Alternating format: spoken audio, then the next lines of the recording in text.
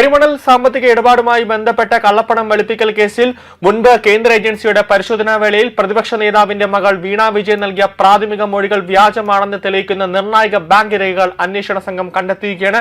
വിവര സാങ്കേതിക വിദ്യാ സേവനങ്ങളുടെയും ഉപകരണങ്ങൾ വാടകയ്ക്ക് നൽകിയതിന്റെയും പേരിലാണ് സ്വകാര്യ കരിമണൽ കമ്പനിയിൽ നിന്ന് കോടിക്കണക്കിന് രൂപ കൈപ്പറ്റിയതെന്നാണ് പ്രതിഭാഗത്തിന്റെ മുൻവാദം.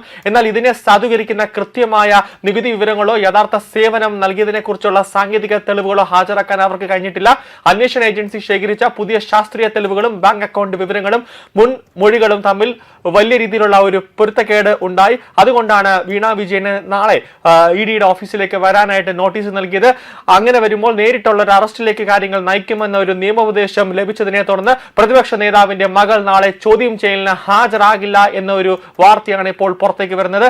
അത് വലിയ രീതിയിലുള്ള ഒരു കടുത്ത ആശങ്ക. അതായത് നാളെ പിണറായി വിജയൻ കൊച്ചിയിലെ ഇഡിയുടെ ഓഫീസിലേക്ക് ചോദ്യം ചെയ്യലിന് ഹാജരായി കഴിഞ്ഞാൽ അറസ്റ്റ് ഉണ്ടാകും, 100% അറസ്റ്റിലേക്ക് കാര്യങ്ങൾ പോകും എന്ന ഒരു കൃത്യമായ ഒരു നിയമോപദേശം ലഭിച്ചു. അതുകൊണ്ടാണ് ഇപ്പോൾ ഇഡി ഉദ്യോഗസ്ഥർക്ക് മെയിൽ വഴി വീണ തൈക്കണ്ടിൽ ഒരു മെയിൽ അയച്ചിരിക്കുന്നത്. എനിക്ക് നാളെ ശാരീരികമായ ചില പ്രശ്നങ്ങളുള്ളത് കാരണം ഞാൻ നാളെ ചോദ്യം ചെയ്യലിന് ഹാജരാകില്ല എന്നാണ് വീണ വിജയൻ ഇപ്പോൾ പറഞ്ഞിരിക്കുന്നത്. കേന്ദ്ര ഏജൻസിയുടെ അതിശക്തമായ നടപടികൾക്ക് മുന്നിൽ രോഗവിവരങ്ങൾ നിരത്തി എത്ര നാൾ മാറി നിൽക്കാൻ കഴിയുമെന്നും വലിയ അനിശ്ചിതത്വത്തിലേക്ക് കാര്യങ്ങൾ വരും ദിവസങ്ങളിൽ പോകുമെന്നതിൽ യാതൊരു സംശയവുമില്ല. വരും ദിവസങ്ങളിൽ പ്രതിപക്ഷ നേതാവിന്റെ മകൾക്ക് കേന്ദ്ര ഉദ്യോഗസ്ഥർക്ക് മുന്നിൽ പൂർണ്ണമായി കീഴടങ്ങേണ്ടി വരുമെന്നാണ് നിയമ വിദഗ്ധർ നൽകുന്ന സൂചന. ധനകാര്യ കുറ്റകൃത്യങ്ങളുടെ കേസ് രജിസ്റ്റർ ചെയ്തതുമായി ബന്ധപ്പെട്ട് ഔദ്യോഗിക പകർപ്പുകൾ ലഭ്യമാക്കാത്തത് കാരണം കോടതികളിൽ നിന്നും മുൻകൂർ ജാമ്യം നേടിയെടുക്കാനുള്ള നിയമപരമായ പഴുതുകൾ വീണയ്ക്ക് മുന്നിൽ പൂർണ്ണമായി അടഞ്ഞിരിക്കുകയാണ്. നിയമപരമായ യാതൊരുവിധ മുൻകൂർ സംരക്ഷണവും ഉറപ്പാക്കാൻ സാധിക്കാത്ത ഈ പ്രത്യേക സാഹചര്യത്തിലാണ് കേന്ദ്ര ഏജൻസിയുടെ ചോദ്യം ചെയ്യലിന് മുന്നിൽ വീണ വിജയൻ ഇങ്ങനെ ഒളിച്ച് നടക്കുന്നത്. അത് അത്യന്തം ഒരു അപകടകരമാണെന്ന് അവർ ഒഴിഞ്ഞു മാറുന്നത് അത് അവർക്ക് തന്നെ വലിയൊരു തിരിച്ചടി ഉണ്ടാകുമെന്നാണ് നിയമ വിദഗ്ധർ തന്നെ പറയുന്നത്. നാളെ കൊച്ചിയിലെ അന്വേഷണ ഏജൻസി നേരിട്ട് അന്വേഷണ ഏജൻസിയുടെ ആസ്ഥാനത്ത് നേരിട്ട് ഹാജരാക്കാൻ കടുത്ത നിർദ്ദേശം ലഭിച്ചിരുന്ന വീണ തൈക്കണ്ടിയിൽ തനിക്ക് ശാരീരികവും ആരോഗ്യ പ്രശ്നവുമായ കടുത്ത അസ്വസ്ഥതകൾ ഉണ്ടെന്ന് കാണിച്ച് അന്വേഷണ ഉദ്യോഗസ്ഥർക്ക് മെയിൽ അയച്ചിരിക്കുകയാണ്. നാളത്തെ ചോദ്യം ചെയ്യൽ നടപടി ഒഴിവാക്കാൻ മറ്റൊരു ദിവസം അനുവദിക്കണമെന്നാണ് കത്തിലെ പ്രധാന അഭ്യർത്ഥനയെങ്കിലും ഈ വിശദീകരണങ്ങൾ പൂർണ്ണമായി വിശ്വസിക്കാൻ കേന്ദ്ര ഏജൻസി തയ്യാറായിട്ടില്ല. ഈ താത്കാലിക ഒഴിഞ്ഞുമാറൽ തന്ത്രത്തെ കൃത്യമായി പ്രതിരോധിക്കാനും വൈകാതെ തന്നെ പുതിയൊരു തീയതി നിശ്ചയിച്ച് നോട്ടീസ് അയക്കാനുമാണ് കൊച്ചിയിലെ ഉദ്യോഗസ്ഥരുടെ തീരുമാനം. വളരെ കുറഞ്ഞ ദിവസത്തെ ഇളവ് മാത്രമായിരിക്കും ഇനി പ്രതിഭാഗത്തിന് അനുവദിക്കുക. മുഖ്യമന്ത്രി പദവി ഒഴിഞ്ഞ ശേഷം നിലവിലെ പ്രതിപക്ഷ നേതാവായി തുടർന്ന പിണറായി വിജയന്റെ രാഷ്ട്രീയ ജീവിതത്തിലെയും കുടുംബത്തിലെയും ഏറ്റവും വലിയ വ്യക്തിപരമായ പ്രതിസന്ധിയിലേക്ക് ഒന്നായി കള്ളപ്പണ കേസ് മാറിയിരിക്കുകയാണ്.